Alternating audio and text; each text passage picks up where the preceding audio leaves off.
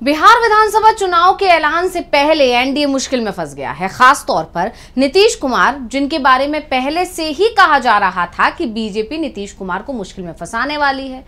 JDU के vote bank पर कब्जे का प्लान पहले ही तैयार किया जा रहा था। नीतीश कुमार की कुर्सी पर अब बीजेपी की नजर है और जिस तरह से इस बार बिहार विधानसभा चुनाव में बीजेपी ने मुद्दों को हथियाया है, उसके बाद से ही जेडीयू चिंता में दिख रही थी।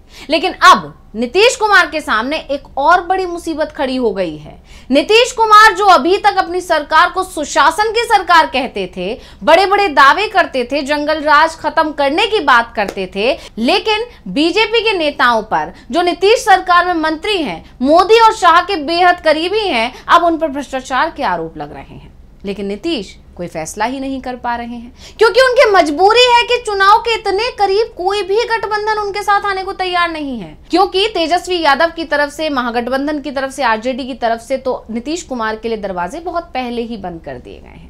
लेकिन अब चर्चा इस बात की चल रही है कि जो बातें तेजस्वी यादव ने करीब 1.5 साल पहले कही थी, वो सच साबित होती दिख रही हैं। तो आखिर कैसे मोदी के करीबियों के चक्कर में फंस गए नीतीश कुमार और कैसे उनकी छवि होती जा रही है दागदार, आज हम अपनी इस स्पेशल रिपोर्ट में इसी को लेकर करेंगे बात। नमस्कार, मैं हूं अंशिता। तेजस्वी यादव ने हाल ही में कहा था कि उनके पास बिहार सरकार के भ्रष्टाचार की पूरी कुंडली आ गई है।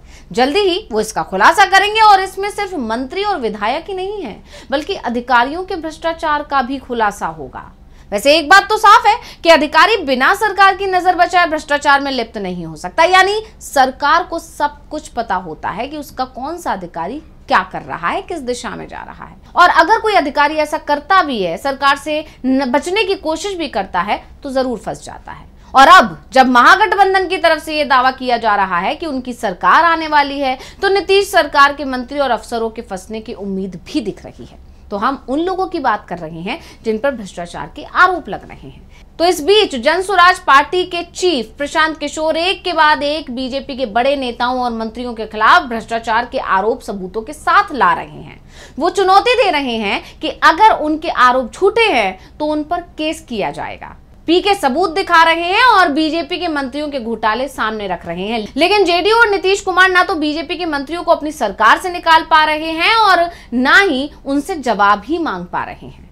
तो जिसके चलते विपक्ष अब नीतीश कुमार से ही सवाल कर रहा है कि क्या वो दिल्ली के इशारे पर काम कर रही है। हालांकि पहली बार ये आरोप या सवाल नहीं उठ रहा है, बल्कि ये आरोप तेजस्वी यादव बहुत पहले से लगाते रहे हैं कि नीतीश कुमार के हाथ में तो कोई पावर ही नहीं है, वो डमी सीएम है, उनका रिमोट तो दिल्ली में बैठे 2 लोगों के हाथ में है। और अब ये आरोप सही भी साबित होते हुए दिखाई दे रहे हैं। यानी साफ है कि मोदी और शाह के दबाव में नीतीश कुमार दिखाई दे रहे हैं। अब हम जिस मामले की यहाँ बात कर रहे हैं, पहले वो जान लेते हैं। बता दें कि वो बिहार के डिप्टी सीएम सम्राट चौधरी से जुड़ा हुआ मामला है। सम्राट चौधरी, आप जानते ही हैं कि बीजेपी में मोदी और शाह के काफी करीबी माने जाते हैं और उन्हीं सम्राट चौधरी पर प्रशांत किशोर ने शिल्पी गौतम की जान लेने के मामले को लेकर बड़ा आरोप लगा दिया है और बता दिया है कि ये मुख्य आरोपी थे। तो उन्होंने कहा कि शिल्पी गौतम की जान ली गई, इस बारे में सभी लोग सुने होंगे। सम्राट चौधरी उस मामले में संदिग्ध के तौर पर नामजद थे। साधु यादव को इस मामले का मुख्य आरोपी बताया गया था। केस सीबीआई के पास पहुंचा था। सम्राट चौधरी को बताना चाहिए कि इस मामले में उनका नाम था कि नहीं। उस समय सुशील मोदी ने इस मुद्दे को उठाया था। सम्राट चौधरी बताएं कि सीबीआई ने इनका सैंपल टेस्ट लिया था। इस आदमी को नीतीश कुमार उप मुख्यमंत्री बनाए हुए हैं। पीके यही नहीं रुके, बल्कि उन्होंने सम्राट चौधरी के दूसरे भ्रष्टाचार का खुलासा कर दिया। उन्होंने कहा 2020 में सम्राट चौधरी ने अपनी उम्र 51 साल दिखाई थी, तो उसके हिसाब से 1995 में 26 साल हुआ। कोर्ट से उन्होंने फ्रॉड किया है और ये आदमी उप मुख्यमंत्री बना हुआ है। मैं मुख्यमंत्री और राज्यपाल से अनुरोध करता हूं कि एक महिला की जान लेने के आरोपी सम्राट चौधरी को तुरंत गिरफ्तार करके जेल भेजा जाए। 1995 तारापुर में जिन 7 लोगों की जान ली गई, वो 7 कुशवाहा समाज के थे। केस नंबर 44/1995 है। बिहार विद्यालय परीक्षा समिति का एक एडमिट कार्ड सबमिट किया गया है। कोर्ट में उन्होंने डॉक्यूमेंट पेश किया जिसमें उनका जन्म तिथि 1981 का है और 15 साल के उनका आयु दिखाया गया, तो जेल से उनको निकाला गया। यानी सम्राट चौधरी की उम्र 2020 में 51 साल थी, तो फिर वो 1995 में 15 साल के कैसे रह गए थे?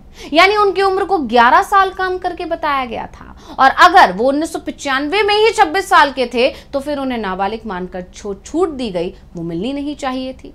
तो सम्राट चौधरी अकेले ऐसे नेता नहीं है जिनके खिलाफ प्रशांत किशोर सबूतों के साथ सामने आए हैं। बता रहे हैं कि उन्होंने कैसे कैसे घोटाले किए हैं, बल्कि पीके की लिस्ट में और भी बीजेपी के नेता शामिल हैं। तो प्रदेश अध्यक्ष दिलीप जायसवाल का नाम भी इस लिस्ट में शामिल है, जिन पर एक मेडिकल कॉलेज हड़पने का उन्होंने आरोप लगाया, जबकि पूर्व प्रदेश अध्यक्ष संजय जायसवाल पर भी भ्रष्टाचार के आरोप लगाए हैं। यानी बिहार बीजेपी के टॉप नेताओं पर पीके ने तीखा हमला किया है। नीतीश कुमार की सबसे बड़ी चिंता सम्राट चौधरी को लेकर है, जो उनकी सरकार में डिप्टी सीएम है। अब नीतीश कुमार से सबसे ज्यादा सवाल यही किया जा रहा है कि क्या वो सम्राट चौधरी को मंत्रिमंडल से हटाएंगे, और अगर नहीं हटा पा रहे हैं तो क्या जो आरोप प्रशांत किशोर की तरफ से लगाए गए हैं उनके जवाब सम्राट चौधरी से मांगेंगे। अब गेंद पूरी तरह से नीतीश कुमार के पाले में है, लेकिन उनकी मजबूरी साफ साफ दिखाई दे रही है। अब अगर वो सम्राट चौधरी को मंत्रिमंडल से बाहर करते हैं तो एनडीए से जेडीयू को बाहर जाना होगा, और ये बात तो साफ है कि नीतीश कुमार एनडीए या महागठबंधन के साथ होते हैं तो ही अपनी साख बचा पाते हैं। अकेले चुनाव लड़कर वो देख चुके हैं, कोई फायदा नहीं हुआ था। आपको याद होगा जिस समय नीतीश कुमार की लोकप्रियता अपने टॉप पर थी, उस वक्त भी बिहार की जनता ने उन्हें नकार दिया था। ऐसे में अब तो नीतीश कुमार की सरकार सबसे ज्यादा सवालों में है, तो नीतीश कुमार के लिए एनडीए छोड़ना तो आसान होने वाला है नहीं, और ये दिखाई भी दे रहा है। महागठबंधन उन्हें लेने को राजी नहीं है, ये भी साफ है। तो नीतीश या जेडीयू की तरफ से सम्राट चौधरी से किसी तरह का सवाल जवाब नहीं किया गया है। तो नीतीश की चिंता तो सिर्फ सीट बंटवारे पर टिकी हुई है। वो किसी तरह से खुद को सीएम उम्मीदवार बनवाने की ही कोशिश कर रहे हैं, और इसके चलते जो छवि उन्होंने बनाई थी वो पूरी तरह से तार तार कर रहे हैं। ये भी कह सकते हैं कि नीतीश कुमार की छवि अब पूरी तरह से दागदार हो गई है, और आरजेडी की तरफ से तो दावे किए जाने लगे हैं कि अब बिहार में जंगल राज आ गया है। नीतीश कुमार सुशासन नहीं जंगल राज लेकर आए हैं, और आरजेडी और महागठबंधन की तरफ से लगाए जा रहे आरोपों पर नीतीश चुप्पी साधे हुए हैं। नीतीश की ये चुप्पी उनकी कमजोरी के साथ ही साथ जेडीयू के कमजोर होने का कारण भी बनती हुई दिखाई दे रही है, और तेजस्वी यादव का वो दावा भी सच होता दिख रहा है जिसमें उन्होंने कहा था कि बीजेपी के साथ जाने के बाद अब नीतीश कुमार और उनकी पार्टी का अस्तित्व समाप्त यानी कि खत्म हो जाएगा। तो स्पेशल रिपोर्ट आपको कैसी लगी हमें कमेंट करके अपनी राय जरूर दीजिएगा। इसी के साथ मुझे दीजिए इजाजत। देखते रहिए डीबी लाइव। नमस्कार। हमारे चैनल से जुड़े रहने के लिए YouTube पर टाइप करें डीबी लाइव, सब्सक्राइब बटन को क्लिक करें और बेल आइकन को दबाना न भूलें ताकि खबरें आप तक पहुंचती रहें। देखते रहिए डीबी लाइव, क्योंकि यहाँ हैं खबरें लगातार। हमारे चैनल से जुड़े रहने के लिए YouTube पर टाइप करें डीबी लाइव, सब्सक्राइब बटन को क्लिक करें और बेल आइकन को दबाना न भूलें ताकि खबरें आप तक पहुंचती रहें। देखते रहिए डीबी लाइव, क्योंकि यहाँ हैं खबरें लगातार।